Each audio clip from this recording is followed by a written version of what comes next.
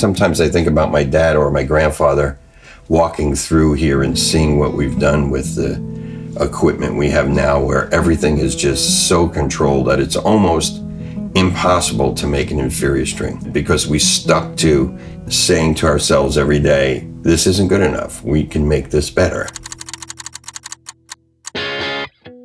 John and I had settled into a really great relationship where, he handled the core parts of running a business, the nuts and bolts and the finance and the insurance and the medical plans. And I would just focus on new product and new machinery and new marketing. John was invaluable, but he retired at a very early age, which made it necessary for me to learn a lot of the things that he did and to find other people to do them for me. There really hasn't been a reliable supplier that we could count on for super high quality wire ever. You just couldn't get it. And back in the day, and there were a lot of specialty wire companies, and one of them was National Standard. And there were 3 former National Standard employees that used to run the lines.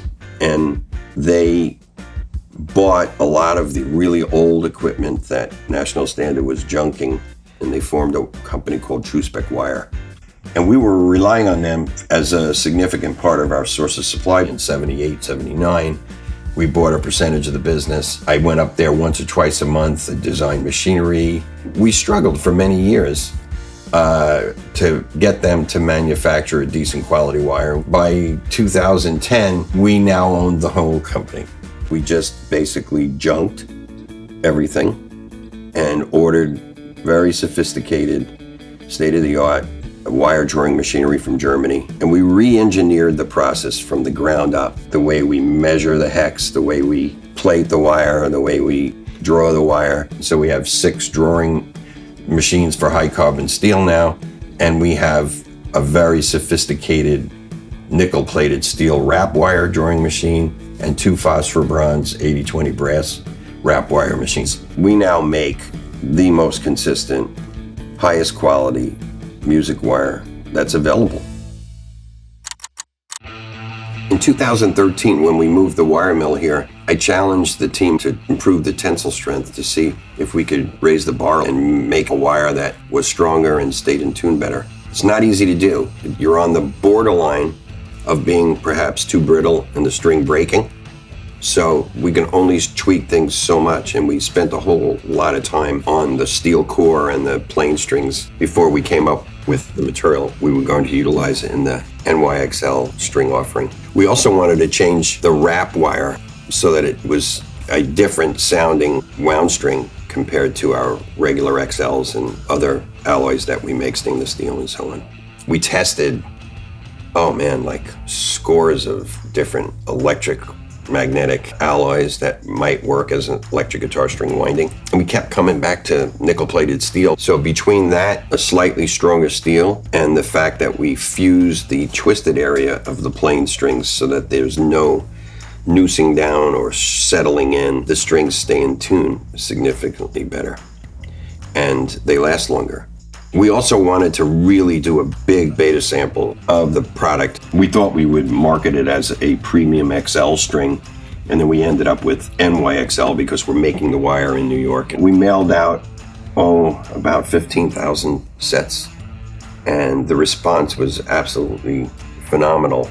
People were taking videos of opening the package and posting comments. Most of the people picked up on the tuning stability. They were shocked at how well the string holds pitch and it doesn't slip. When the pros recognize the improvement in a product like that, you've got something.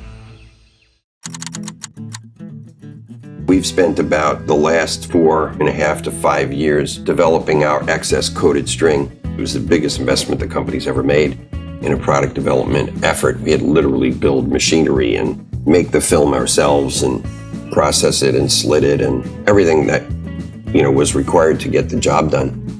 We did it. The coated guitar string that makes everything else sound like a thing of the past.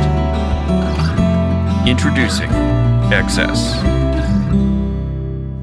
Our XS strings would not have happened if we didn't have the laboratory.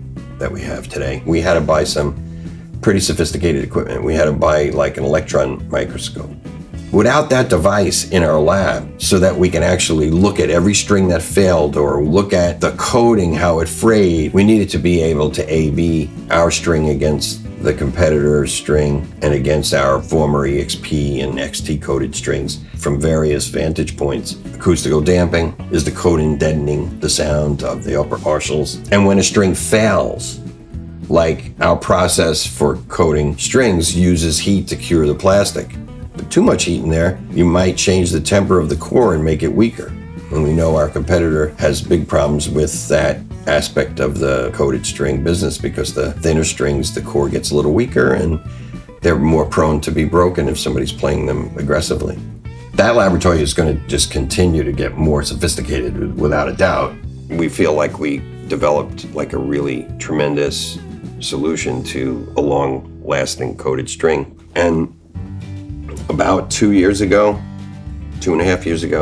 I was excited because we finally got some prototypes that we were really thrilled with. It took a long time, and I was really proud of it. And we had sent one sample to Andy Powers at Taylor Guitars. For the first 25 years of Taylor's history, they used D'Addario strings. And then a coated string came out that lasted longer on their guitars, and it helped sell their guitars in the store because the string looked better after 3, 4, 5, 9 months, because guitars don't sell the moment they get shipped to a store. And here it is 25 years later. We sent him one sample of the XS string, and I'll never forget, I got a voicemail from Bob Taylor because, he heard the sample and so did Andy, and they were really impressed with it and wanted to talk with me. It was so gratifying for me to have Bob and Andy recognize what we accomplished with the XS string. I'm really proud that XS strings are now the preferred string of Taylor Guitars. We do a lot of things to make our operations more sustainable. It's very important to me and my family that we do no harm to the planet, or we minimize the harm we're doing. And that's not always easy to do. It's hard to recycle a string. We have a recycling program.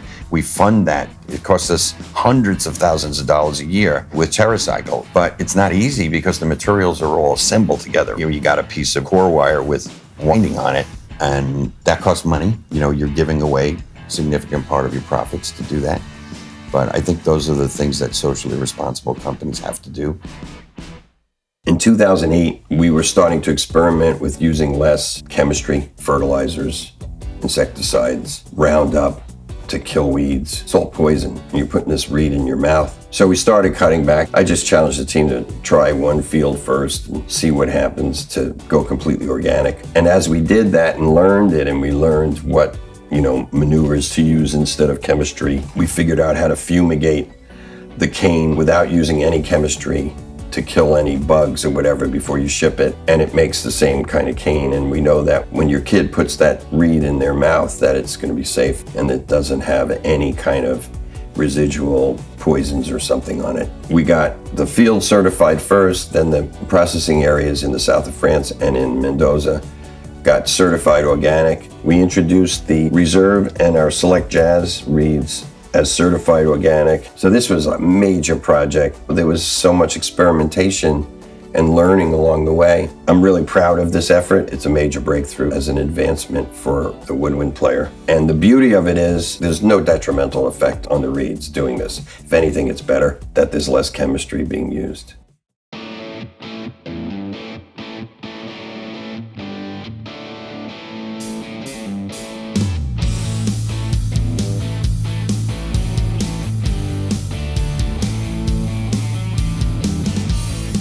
The D'Addario brand was launched in August 1974, so it's our 50th anniversary of our brand, 2024.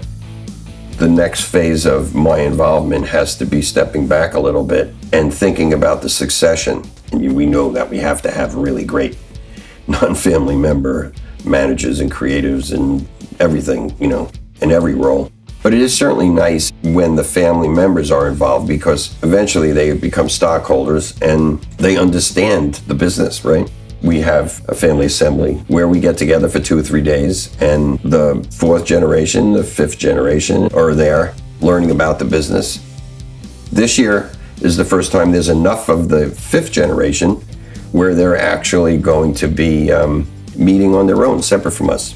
They got to pick it themselves. That's the way I think you guide them into happiness, because really, being happy at what you do is the most important thing. I consider myself one of the luckiest people on the planet because I never got up one day in my life and thought work was work.